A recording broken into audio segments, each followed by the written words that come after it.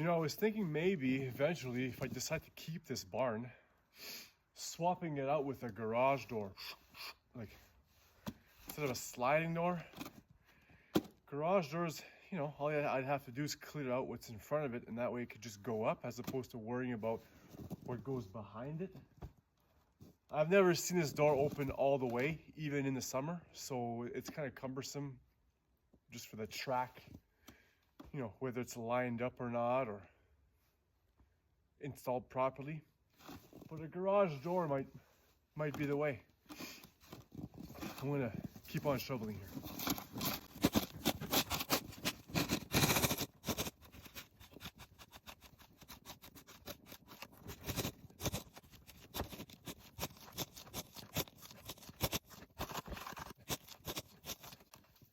All right. Whoo-wee! That's a bit better. That's a bit better.